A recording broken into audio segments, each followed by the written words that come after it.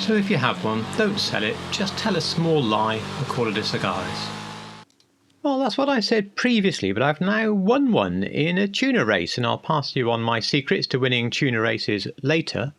But as I've actually got one, it does put a little bit of a different light on things, because yes, it does have a muddle identity. It is half Weissman and half TVR, but I thought now we could investigate this a bit deeper and see what it's like and see if it's worth your cash, because you can buy it this week at the car meet, even though it is one of the cars on the kill list. We're talking, of course, about the Bravado Verlierer, and you can see it here done up as the Weissman. But looking at the front on the photo, you can see it looks so different from a Weissman. I've done my best. It's great from round the back, but ultimately I just feel that the overall shape of the bulk of the Weissman simply isn't there, and I don't think this is a viable build for the car.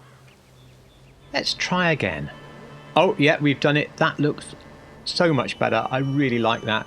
TVR were known for some of these mad pearlescent paint jobs. This one's called Reflex Spice. I'll give you the hex. It's just fantastic, and that really lifts the car. And with the bulk of the front end being like the TVR, you can sort of forgive the rather more Weissman rear and some of the detailed changes, because that paint, those wheels, you're thinking TVR.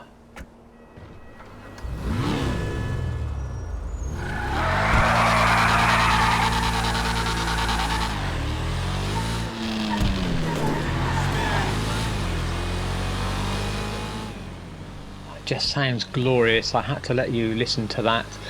In the real world, listen to a TVR with either a V8 or like this, the Speed 6 engine, start up and drive is always just fantastic.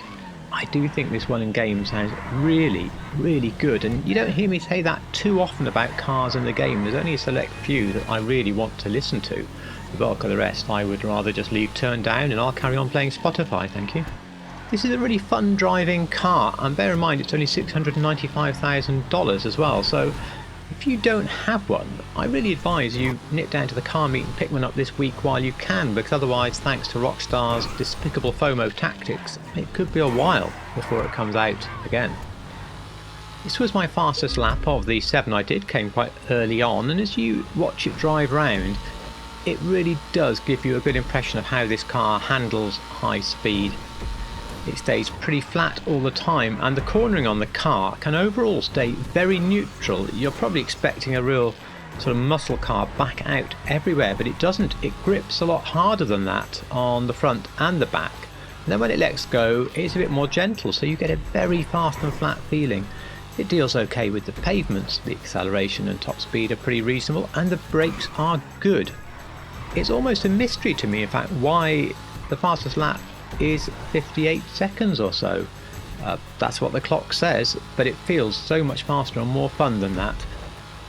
We're talking about 7 seconds or so behind an Italia GTO, so it's no way class competitive, but the lap does show that you can have great fun round town in this car. The build is pretty simple, something you can work out for yourself, so I'm just going to give you here the hex for the Reflex Spice paintwork. That came from GTAcolors.com. And also, I think the best wheels really are the Duper 7 as shown here. I think they're more accurate to the TVR wheels. The ones that I've picked are a little bit of a cheat. I just really love their concave look, and otherwise they're quite similar.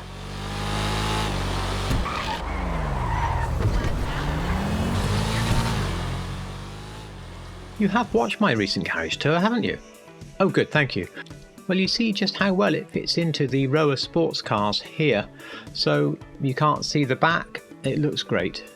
So I'm glad I won the car, and that brings me back to something I promised at the beginning. How do you win tuner races? Well, it's remarkably simple, because most of these races are being raced by people who want to get the car off the grand prize wheel. They don't race normally, and they all overdrive their cars. They do not brake for the corners. So all you've got to do is A, pick a car that actually is fairly competitive, like the Calico GTF, the Sultan RS Classic's really good, and brake for the corners. That's it, just actually use the brakes and you'll come very high up in the race. Time to give this car a star rating. Now for looks, I'm going to give it 3. I've got to be honest, with Reflex Spice I'm tempted to put it as a 4, but we can't overlook that there are significant differences really from the Sagaris, and we've had to use the paintwork almost as a trick to make us recognise it. Driving, that's an easy 4 stars. The car drives exceptionally well. I really like it, just taking off 1 star for not being competitive in its class. Given that you don't want any turbo noises and you don't need the last degree of performance on a car that you're probably not going to race, just a stage 4 engine, then you're going to have this whole thing put together for 800,000. I think that is very good value, not perhaps the best in the world, but very good value for this car, so I'm going to give it 4 stars for value. So there we are, objectively 3, 4 and 4 stars. Maybe sounds a fraction low, but this is a really good car, and to repeat myself from earlier, whilst it's on a FOMO offer this week to get it from the car meet, I would suggest, if you've got room for it and a little bit of cash spare, that you do think about getting this car. If you've got any value or entertainment at all from this video, I would really appreciate a like. I'm trying to grow the channel, and every little thumb that's hit helps tremendously. If you like real cars in GTA and you're not subbed, please of course consider a subscription to the channel. That would be great. But above all, thank you so much for watching.